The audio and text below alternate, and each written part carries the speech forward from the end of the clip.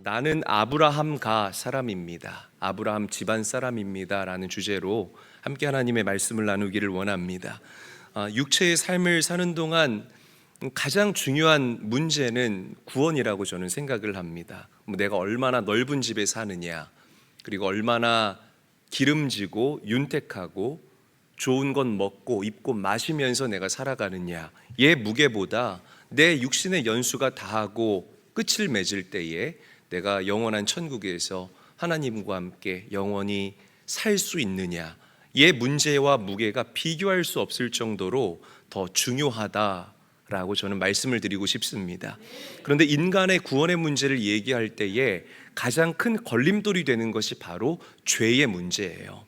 죄가 하나님과 인간 사이를 갈라놓았고 하나님과 인간 사이에 막 그 담을 세우게 됐다라는 거죠. 여러분들이 겪고 경험하는 모든 죄와 저주와 고통의 문제가 어디에서부터 시작이 됐느냐?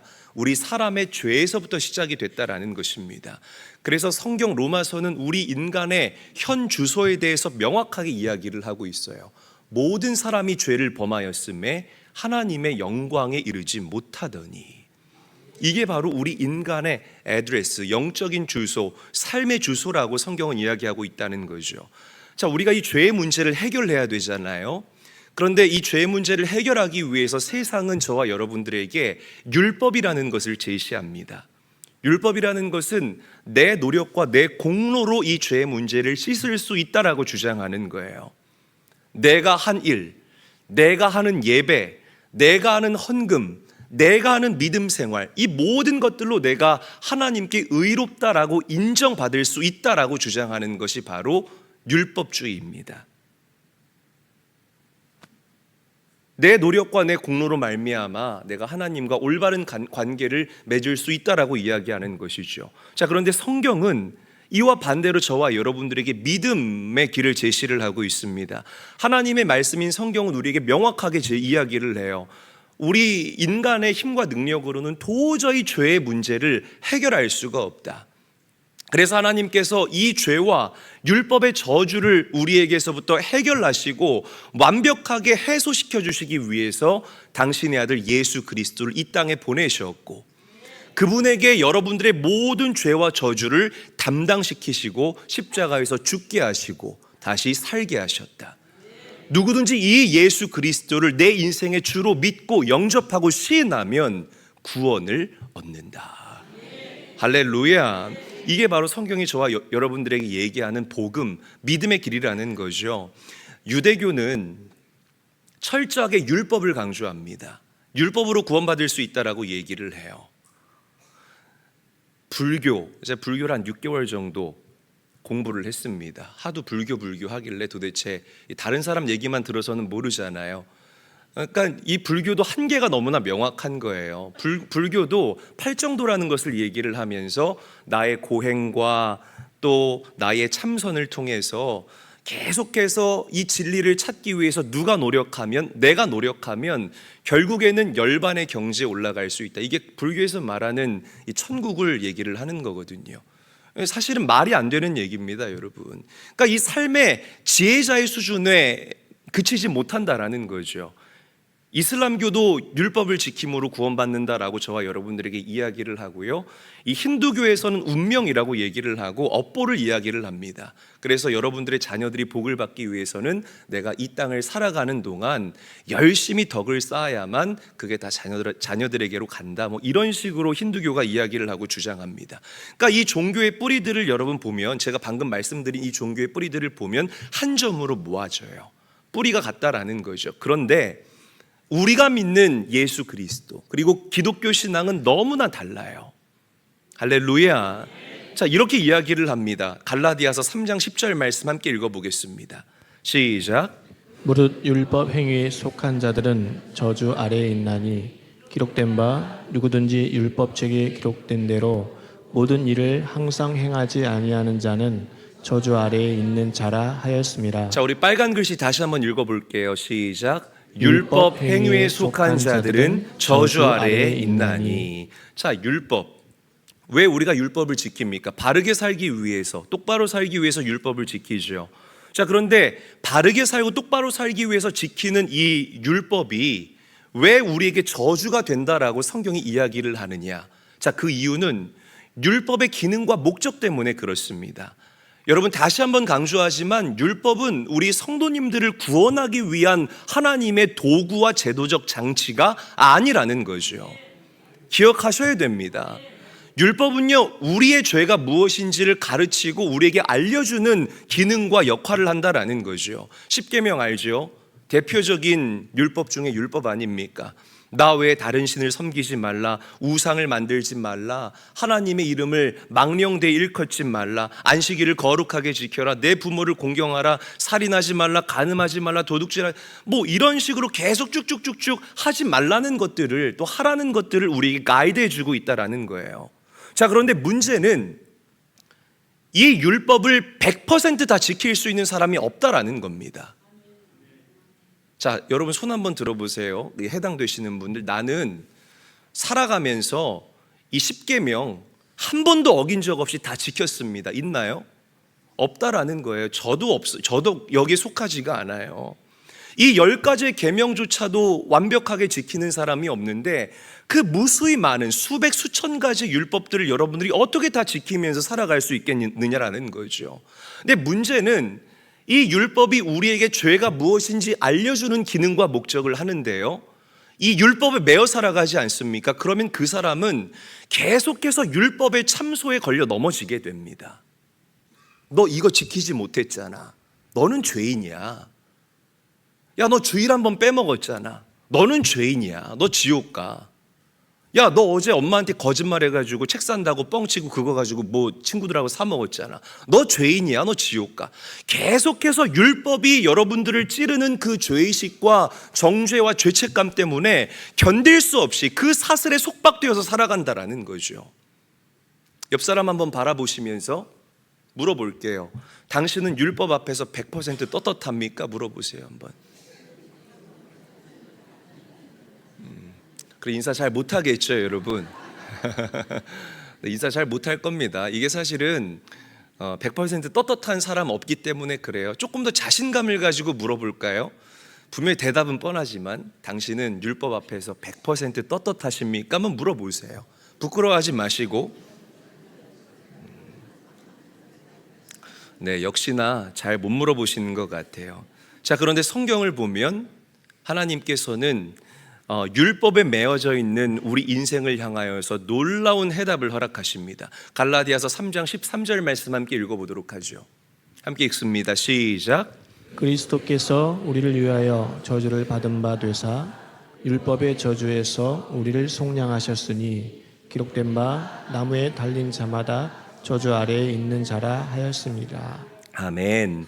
예수님이 십자가 곧 나무에 달려서 나 대신 죽으신 이유가 무엇입니까? 저와 여러분들을 율법의 속박과 율법의 정죄에서부터 자유케 하시기 위하여서 예수님이 나 대신 십자가에 달려 죽으셨다라는 사실을 믿으시기를 바랍니다. 그래서 예수님이 우리 인생의 정답이라는 거예요. 큰 소리로 아멘. 그래서 예수님의 십자가가 모든 죄와 저주에서부터 우리를 자유할 수 있게 하시는 하나님의 능력이 된다라는 사실을 믿으시기를 바랍니다. 이 로마 시대의 십자가의 형벌은요, 굉장히 극악무도한 죄인을 잡아 죽이는 아주 최악의 형벌 중에 하나였습니다. 그러니까 십자가에 달려 죽이는 이유가 뭐냐면 저 사람은 땅에 묻어 죽일 필요조차 없는 사람입니다. 저 사람은 이런 죄를 저질렀습니다. 여러분 한번 보십시오. 그 사람을 정말 죽을 때까지 치욕스럽게 만드는 그 형벌이 바로 십자가의 형벌이었습니다. 얼마나 고통스럽겠습니까? 생각을 해보세요. 상상이 안 갈 거예요. 십자가에 손을 못 박혔다라고 성경은 이야기를 하는데, 여러분 손바닥에다가 못을 박는 게 아니에요. 손바닥에다 못을 박으면 이렇게 못을 박아서 십자가를 세우지 않습니까? 그럼 사람의 무게 때문에 이 못이 손을 찢고 쭉 하고 빠져나가요. 그러니까 손이 다 찢어진 너덜너덜해진다는 거죠. 그래서 이 사람을 단단하게 고정하기 위해서 여러분 손목 보시면 이 뼈가 두 갈래로 나눠져 있을 겁니다. 한번 만져보세요. 요 사이에다가 이 못을 박는 거예요. 그러면 이 사람을 십자가를 세웠을 때에 못이 이 손목과 이 뼈 사이에 탁 걸리게 되면서 사람이 십자가 위에 단단하게 고정이 되는 겁니다. 발에다가 못을 박을 때도 복숭아 뼈와 그 발목 사이에 보면 파인 홈이 있을 거예요. 거기에다가 못을 박는 거예요. 그래서 이 사람을 단단하게 고정하는 거죠. 근데 문제는 이 사람이 숨을 쉬기 위해서는 필연적으로 몸을 들썩거릴 수밖에 없잖아요. 그럴 때마다 이 사지에서부터 전해오는 극심한 고통 때문에 사람이 괴로워서 견딜 수가 없다고 합니다. 어떻게 몸부림을 안 쳐요? 근데 몸부림을 쳤다 하면 어떻게 돼요? 막 이 내 말초신경을 때리는 고통이 막 나를 지배하는 거예요. 고통을 참을 수 없어서 기절하다가 또 다시 정신이 번쩍 들었다가 또 기절했다가 정신이 번쩍 들었다가 그렇게 피를 줄줄줄줄줄 막 물을 줄줄줄줄 쏟다가 말라 죽어가거나 기절하거나 아니면 그 자리에서 고통을 이기지 못하고 죽는 형벌이 바로 십자가의 형벌이라는 거죠. 여러분, 예수님이, 죄가 없으신 그 예수님이, 하나님 본체이신 그 예수님이 여러분들을 그 율법의 저주와 율법의 참소에서부터 구원하시기 위해서 나 대신 십자가에 달려 죽으셨다라는 겁니다. 할렐루야. 내가 당해야 할 저주, 내가 율법을 지키지 못해서 당해야 할 그 저주를 예수님께서 나 대신의 십자가에서 대신 담당하셨음을 믿고 감사하시기를 바라요. 그래서 우리가 자유하게 된 겁니다. 아멘. 자, 성경을 보게 되면 이 십자가의 놀라운 사건, 이미 예수님께서 이 땅에 오시기 약 700년 전에 이사야 선지자의 입술을 통하여서 하나님이 이 땅에 예언하십니다. 그러니까 이 예수님의 십자가 사건은 그때 일어난 어떤 일회적인 사건이 아니라 이미 하나님께서 여러분들을 사랑하시되 너무나 사랑하시고 끝까지 사랑하셔서 하나님께서 계획해 놓으신 하나님의 계획이요 하나님의 놀라운 섭리였다라는 거죠. 자, 우리 이사야서 53장 5절에서부터 6절 말씀 의미를 생각하면서 함께 한 목소리로 읽겠습니다. 시작. 그가 찔림은 우리의 허물 때문이요 그가 상함은 우리의 죄악 때문이라. 그가 징계를 받음으로 우리는 평화를 누리고 그가 채찍에 맞음으로 우리는 나음을 받았도다. 우리는 다 양 같아서 그릇 행하여 각기 제 길로 갔거늘 여호와께서는 우리 모두의 죄악을 그에게 담당시키셨도다. 아멘. 여러분, 진짜 십자가의 은혜가 여러분들 안에 있다면 이 말씀이 여러분들에게 감사함으로 그리고 절절한 기쁨으로 다가와야 할 줄로 믿으시기를 바랍니다. 이사야서는 분명하게 이야기를 해요. 내 허물 때문에, 내 죄악 때문에 하나님께서, 예수님께서 십자가에 달려 죽으시고 우리는 나음을 입게 됐다. 그리고 우리의 모든 죄악을 그에게 담당시켰다라고 성경은 명확하게 증거하고 있다라는 겁니다. 사랑하는 제일교회 성도 여러분, 그래서 여러분들에게 중요한 게 뭐냐면 믿음이 중요한 거예요. 아멘. 믿음을 선택한 사람은요, 예수님의 십자가의 죽음이 그냥 아무런 감동 없이 다가오는 게 아니라 그 죽음이 나를 위한 죽음으로 받아들여지게 됩니다. 할렐루야. 그러니까 여러분, 이 믿음이라는 것은요, 예수님의 십자가 사건, 복음 중에 복음, 그 복음의 진수를 여러분들과 하나로 묶는, 마인드하고 타이업하는 하나님의 도구이고 하나님의 능력이라는 거예요. 그래서 믿음이 없는 사람들과 믿음이 있는 사람들의 삶이 너무나 다르다라는 것을 우리가 부정할 수 없다라는 것입니다. 여러분, 믿으시기를 바라요. 무엇을? 예수님의 십자가 사건이 나를 위한 사건이라는 것을, 예수님의 십자가의 죽음이 나를 위한 죽음이라는 것을 믿고 고백하고 시인하기만 하면 여러분들에게 임하는 그 모든 율법의 저주가 예수님에게로 옮겨간다라는 사실을 믿으시기를 바랍니다. 이게 십자가의 비밀입니다. 할렐루야. 이게 여러분들을 정말 자유하게 하는, 마귀가 참소해도 우리는 끄떡 없고 마귀가 정죄해도 끄떡 없고 죄의식 속에 파묻혀 살아가지 않게 하는 하나님의 방법이라는 사실을 믿으시기를 바라요. 은혜 받은 사람들 약 먹은 것 같잖아요. 너무 뻔뻔하잖아요. 맞아요? 아니에요? 너무 뻔뻔하지 않습니까? 막 죄를 지었는데도 뻔뻔하게 하나님 저 왔어요. 네, 저에게 은혜 주세요. 이게 자유한 사람들의 특징이라는 거죠. 할렐루야. 어떻게? 그분의 십자가의 은혜로 말미암아. 혹시 마음에 나는 왜 이렇게 재수가 없을까? 나는 왜 이렇게 마음에 평안함이 없을까? 나는 왜 이렇게 손대는 것마다 난 똥손인가? 왜 이렇게 손대는 것마다 다 이렇게 되는 일이 하나도 없을까? 왜 이렇게 요즘 짜증이 날까? 이런 패배의식과 어둠과 율법이 주는 그 저주에 묶여 살아가는 성도님들이 계신다면 오늘 여러분들의 마음과 생각을 바꾸시고 믿음의 길을 온전하게 선택할 수 있게 되시기를 예수님의 이름으로 간절히 축원합니다. 간절히 축원합니다. 예수님을 내 인생의 구원자로 믿고 그분이 내가 당할 율법의 저주를 대신 담당하셨다라는 이 진리를 입술로 시인하시면서 고백하시라는 거예요. 그럴 때 자유함을 누리게 됩니다. 제가 학창 시절 때 저는 저희 아버지와의 관계가 상당히 좋지가 않았어요. 그러니까 제가 일방적으로 아버지를 미워했던 거죠. 어느 정도였냐면 지금 생각해 보면 공황이었던 것 같아요. 아버지랑 같이 차를 타고 다니면 차에서 뛰어내리고 싶을 정도로 아버지가 밉고 아버지가 싫었습니다. 그 이유는 간단해요, 여러분. 저희 구월동에 있는 인천제일교회를 건축할 때 저희 가정이 사례비를 10년 동안 받지를 않았습니다. 저희 아버지가 받지 않은 거죠. 그런데 우리 성도님들이 생각하는 것 이상으로 저희 가정이 정말 가난했어요. 보통 가방 이음새가 찢어지면 그거 하나 사주지 않습니까? 저희는 그걸 꼬매가지고 저희 어머니가 저에게 주시곤 했습니다. 뭐 제 얼굴 보면 안 믿기겠지만 정말 가난하게 살았어요. 근데 그 결핍이 결국에는 상처가 되고 그것이 정죄의식이 되면서 그 정죄의식이 아버지를 찌르기 시작한 거예요. 그러니까 제 마음에 이런 마음이 있었습니다. 아니, 왜 우리한테까지 피해를 줘?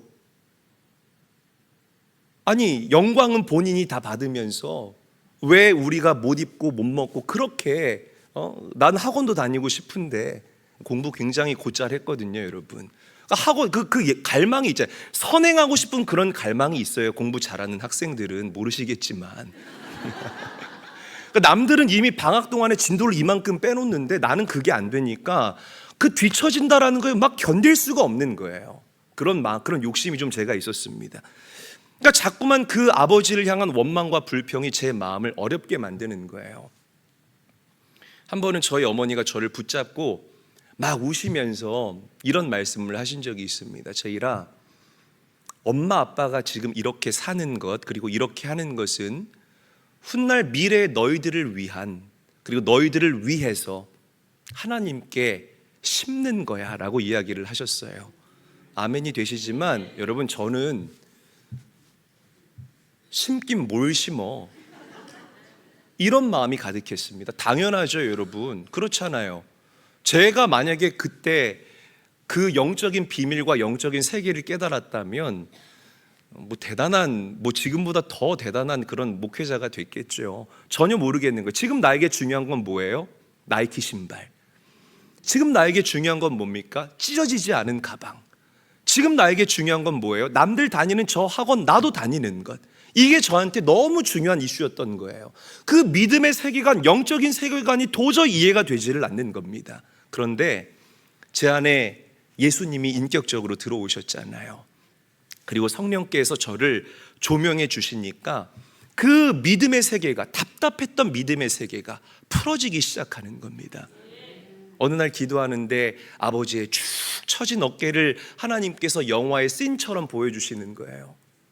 아버지를 위해서 울면서 중보기도 하게 되고, 제가 20살이 되고 신학교에 들어가서 공부하다 보니까 왜 부모님께서 제이라, 엄마 아빠가 이렇게 사는 것이 너를 위해서 미리 심는 행동이야, 이게 왜 그렇게 하셨는지 풀어지고 이해가 되기 시작하는 거예요. 할렐루야. 그러니까 여러분 보세요. 내 안에 예수님이 계시면, 그리고 여러분들이 정말 그 예수 그리스도의 십자가의 능력을 경험한 사람들이라면 이런 율법의 사슬과 어떤 이런 어둠과 이런 피해의식 가운데에서 반드시 자유롭게 되는 역사를 경험하게 될 줄로 믿으시기를 바랍니다. 경험하셔야 된다라는 거죠. 자, 그러면 하나 질문 드려볼게요. 율법의 행위가 쉬울까요? 아니면 믿음이 쉬울까요? 대답해 보세요. 하나, 둘, 셋. 그럴 줄 알았어요. 저는 여러분들이 믿음 이야기할 줄 알았는데요, 그렇지 않습니다. 대부분의 사람들이 믿는다고 입술로 고백은 하지만 율법의 길을 선택하는 사람들이 굉장히 많아요. 왜냐하면 사람들 마음 안에는 이 공로사상이라는 것이 자리하고 있기 때문이라는 거죠. 공로사상이 뭐냐면 내가 했다라고 생각하는 게 공로사상인 거예요. 그러니까 영적인 영역도 자꾸만 내가 했다라고 생각을 하는 겁니다. 내가 내 시간 들여서 하나님을 위해서 일을 하고 내 물질 들여, 사실 그 육신의 연수 하나님이 여러분들에게 허락하신 것이고 물질 하나님께서 여러분들에게 허락하시는데 그 주인의 자리를 자꾸만 바꾸는 거예요. 그러면서 내가 했다라고 생각해요. 그리고 나의 그 행동과 공로로 가지고 하나님께 인정받으려고 하는 이런 모습들이 다 율법주의적인 모습들입니다. 저도 피해갈 수 없고요, 여기 계신 여러분들 모두가 피해갈 수 없는 마음가짐과 태도와 자세라는 거죠. 그러니까 심한 사람들은 이렇게 생각해요. 저를 보세요. 내가 50의 죄를 짓잖아요.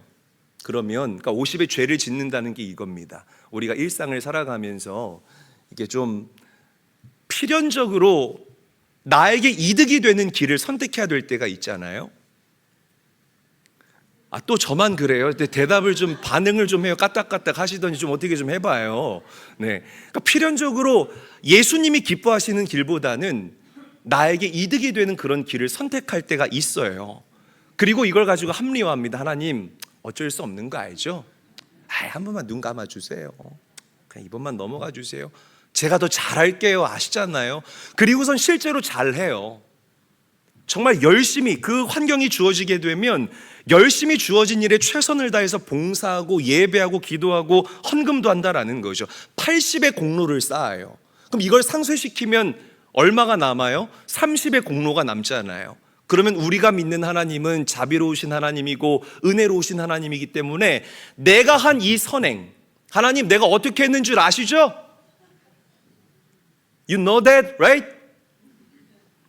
이 30 가지고도 내가 구원받을 수 있다라고 생각하는 것이 바로 공로주의인 겁니다. 다른 게 공로주의가 아니라는 거죠. 그러니까 여러분, 이 공로주의가 굉장히 많은 사람들에게 상식적으로 다가오고요, 합리적으로 다가온다는 게 문제라는 거예요. 믿음이라는 것은 내 삶의 모든 영역과 모든 카테고리, 가정생활, 여러분들의 경제생활, 자녀를 대하는 영역이라든지 내 취미의 영역이라든지 모든 영역 가운데에서 가장 먼저 예수님을 생각하고 예수님을 앞세우는 행동이 바로 믿음의 길인 거예요. 할렐루야. 외골수처럼 보일 수 있겠지만 이게 맞다라는 것입니다. 여러분, 저도 이런 설교를 하지만 저도 여기에서 100% 자유하다라고 이야기할 수 없습니다. 그러니까 계속해서 이렇게 예수님을 포함하고 예수님을 기쁘시게 해드리고 예수님을 인정하고 예수님을 앞세우는 내 행동과 내 믿음이 될 수 있도록 우리 안에 계신 성령님의 도우심을 간구할 수 있는 성도들이 되어야 할 줄로 믿습니다. 믿음이 어려워요. 이게 쉽지가 않아요. 예수님 물리적으로 본 사람 계세요? 없지요. 물리적으로 예수님을 어떻게 봐요? 2000년 전에 계셨던 분이신데. 그렇지 않아요. 나는 예수님을 만난 적이 없어, 물리적으로. 예수님이 그래 날 위해서 십자가에 돌아가셨다고 하는데 나 예수님 잘 모르는데. 우리 새 가족들 그렇잖아요. 일단 날 위해서 죽으시고 내 죄를 용서하셨다고 하니까 이거 땡큐 베리 감사한데 이게 잘 믿어지지가 않는 겁니다. 그런 분들 굉장히 많죠. 어렵다라는 거예요. 이 믿음의 세계가요, 그냥 되는 것이 아니라는 거죠. 그러니까 많은 사람들이 조금 더 합리적이고 조금 이해하기 쉬운, 내 혼의 영역으로 이해하기 쉬운 이 율법의 길을 자꾸만 따라가려고 한다라는 거죠. 갈라디아 교회 성도들이 그랬어요. 그래서 사도 바울이 갈라디아 교회 성도들을 바라보니까 이 안에서 천불이 나기 시작하는 겁니다. 그래서 갈라디아 교회 성도들을 책망합니다. 아니, 나는 죽고 예수의 생명으로 산다는 여러분들이 어떻게 그렇게 자신의 공로를 드러내며 살아가려고 합니까? 사도 바울이 책망했다라는 거죠. 여러분, 교회의 역사가 오래되면 오래될수록 이렇게 믿음보다는 공로 의식이 교회를 끌어갈 수가 있습니다. 기억하셔야 돼요. 그러니까 마치 이런 마음인 거예요. 내가 이 교회 어떻게 했는데, 내가 이 교회 한 헌금이 얼만데, 내가 이 교회에서 헌신하고 지내온 세월이 얼마나 되는데, 그러니까 마치 교회의 지분을 내가 가지고 있다라고 생각하는 것, 이게 여러분 공로의식인 겁니다. 너무나 위험한 생각이에요. 사랑하는 제일교회 성도 여러분, 교회의 주인은 예수님이십니다. 할렐루야.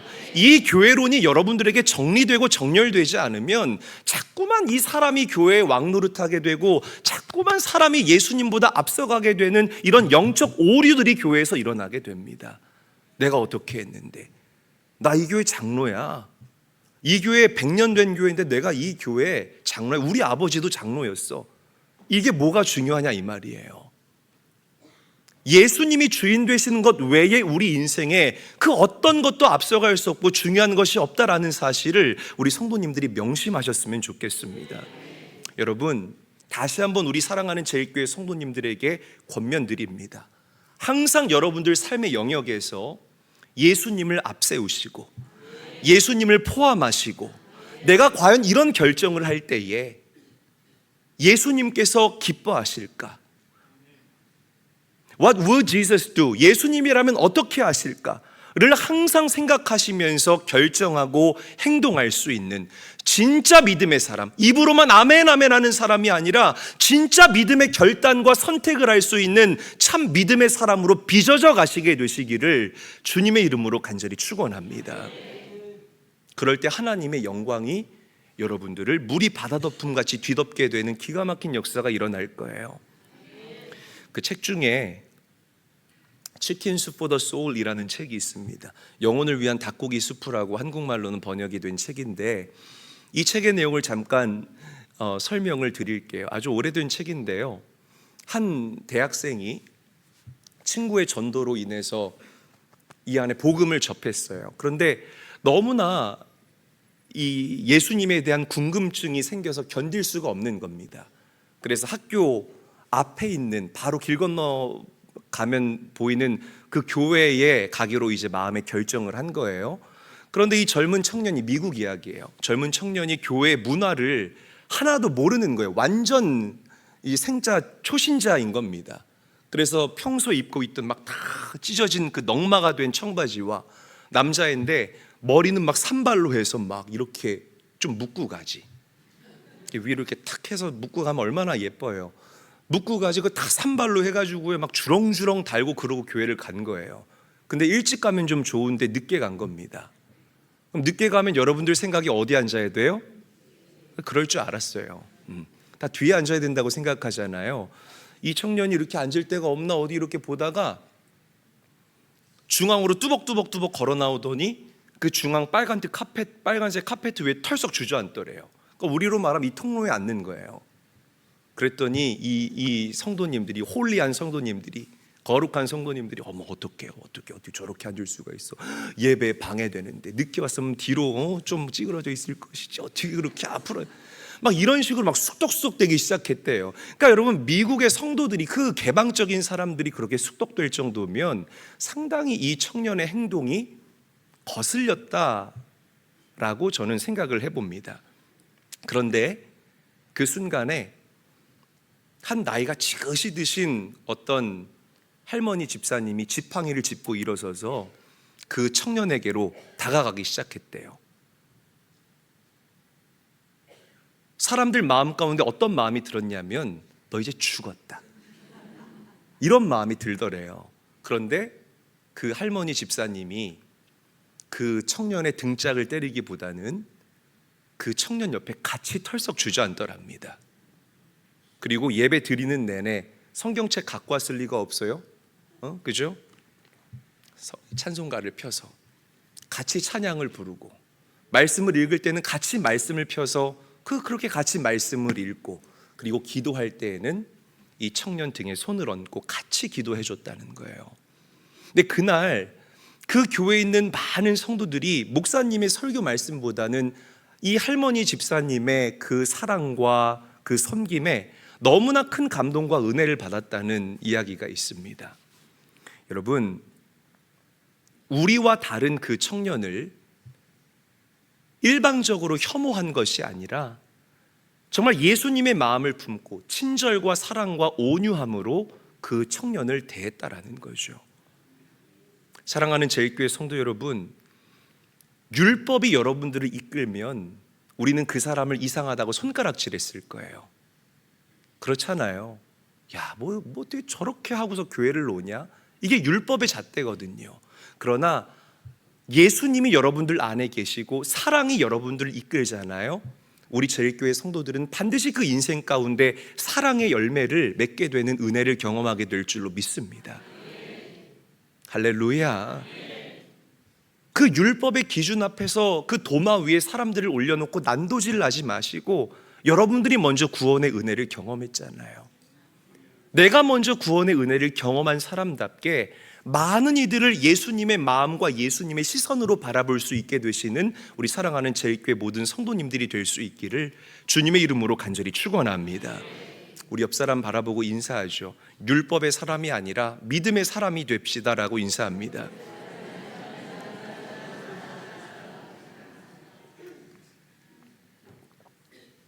자, 사도 바울은 그래서 한 사람을 저와 여러분들에게 소개합니다. 이 말씀이요, 정말 저에게는 큰 위로가 된 말씀인데, 믿음으로 의롭담 받은 사람, 그리고 믿음으로 복받은 사람을 저와 여러분들에게 소개해요. 다시 강조합니다. 사도 바울은 믿음으로 의롭담 받은 사람, 그리고 믿음으로 복받은 사람을 저와 여러분들에게 소개합니다. 그 사람이 누구예요? 바로 아브라함이라는 거죠. 저와 여러분들이 알다시피 아브라함은 믿음의 조상이었습니다. 그의 나이 100세가 되어서 남자로서의 모든 성적 기능이 다 마비가 되었고, 내 안에 살아도요, 자궁이 폐경이 돼가지고 자궁문을 닫은 거예요. 그러니까 생물학적으로 볼 때에 아이를 가질 수 없는 그런 상황임에도 불구하고 아브라함은요, 하나님의 약속을 더 신뢰하고 붙잡았다는 겁니다.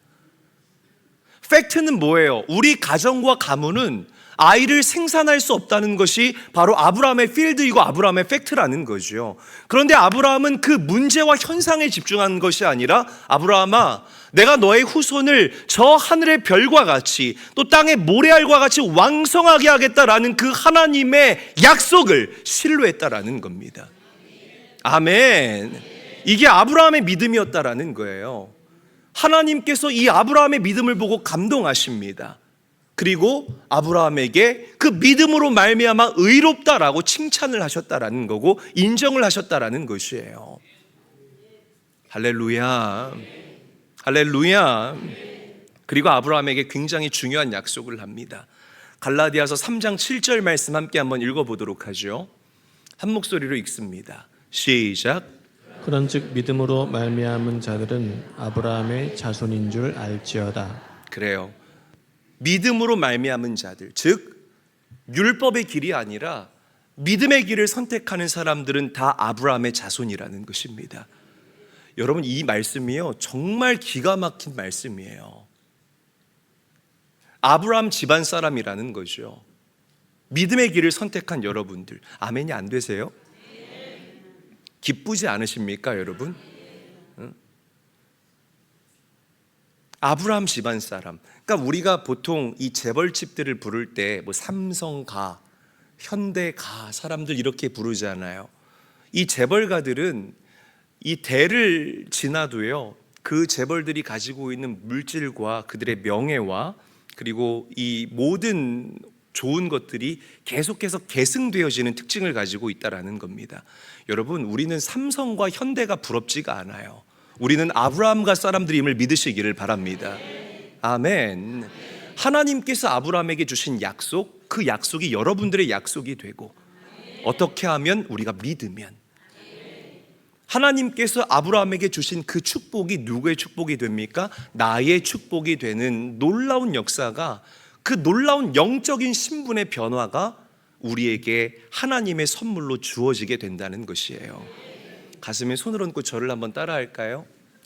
나는 기쁘게, 최대한 안 기뻐도 기쁜 척 하면서, 나는 아브라함가 사람입니다. 아브라함가 사람입니다. 다시 한번, 나는 아브라함 집안 사람입니다. 아브라함 집안 사람입니다. 옆 사람과도 인사해요. 부럽네요. 아브라함 집안 사람이라니. 인사하겠습니다. 하나님께서 정말 밥을 떠서 우리 입에다가 넣어가지고 턱관절까지 막 이렇게 해주시는 거예요. 지금 보면 죄로 죽을 수밖에 없는 우리들을 이렇게 사랑하셔서 당신의 아들 예수를 내 죄를 씌워서 죽게 하시고 다시 부활하게 하시고 그 부활의 생명력을 우리에게 넘쳐 흐르게 하셔서 믿음을 인정하고 시인하는 모든 사람들은 아브라함 집안 사람이라고 부르겠다. 와, 여러분, 이런 축복이 어디에 있습니까? 하나님께 감사하십시오. 그리고 내가 아브라함가 사람이다라는 이 영적인 이름표가 우리 제일교회 성도님들의 당당함이 될 수 있기를 우리 구주 예수님의 이름으로 간절히 축원합니다. 당당하셔야 돼요. 왜? 나는 아브라함 집안 사람이니까. 야, 내 타고 올라가면 우리 족보에 아브라함 형님이 있어. 형님이 아니군요. 아브라함 할아버지 있어. 까불지 마. 이게 여러분들의 정체성이고 여러분들의 당당함이 돼야 된다는 거죠. 예수님을 믿으면 내 안에 성령 하나님께서 여러분들에게 확신 주세요. 환경이 어렵고 힘들어도, 육체가 병들었어도 너는 하나님의 딸이야, 너는 하나님의 아들이야 라는 강력한 확신을 주십니다. 이것이 우리의 삶을 돌파할 수 있는 믿음의 열쇠라는 사실을 믿으시기를 바랍니다. 자, 제가 여러분들에게 두 가지 질문 드려볼 테니까 대답은 아멘이에요. 아시겠죠? 대답은 뭐라고요? 아멘. 자, 큰 소리로 아멘 해보시기를 바랍니다. 오늘 이 자리에 계신 여러분은 모든 율법의 저주를 주님께서 다 담당하셨다라는 사실이 믿어지십니까? 그런 사람들은 율법의 저주, 세상의 모든 저주에서 해방된 자들임을 믿으시기를 바랍니다.